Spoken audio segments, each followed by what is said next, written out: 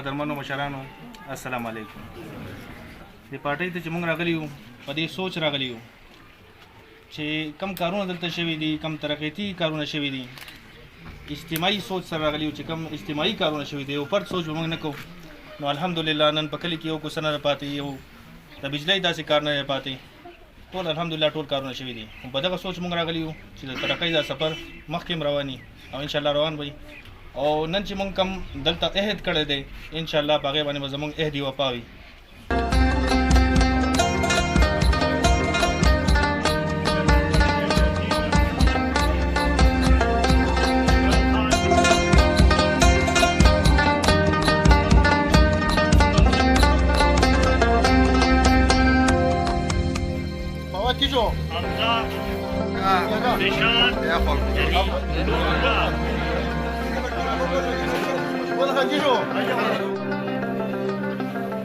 يا سيدي روزي بدي اخذ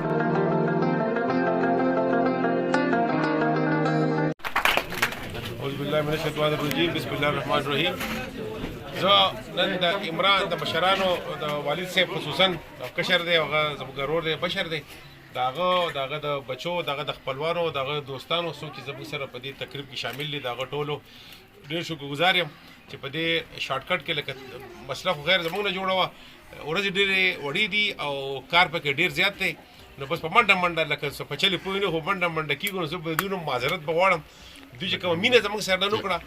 نو په دې ورځو کې خو هر سړی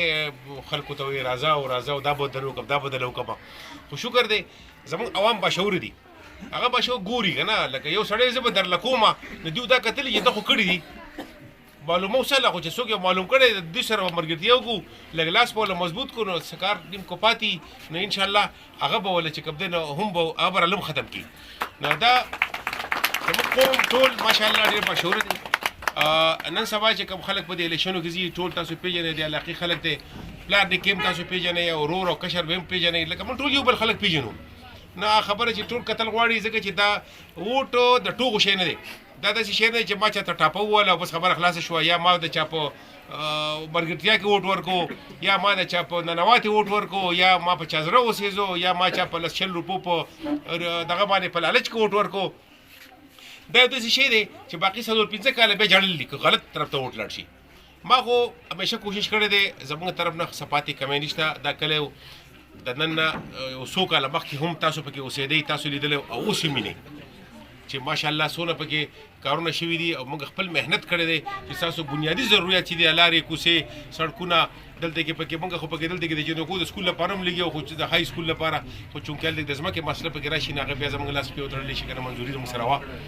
نو ډېر څیزونه دي چې هغه موږ کول غواړو خو هغه کولی نه شو ځکه چې زموږ سره د ځمکې قلت دی، موږ پکې بعضې شیونه دي چې هغه په دې ځای کې کېږي نه.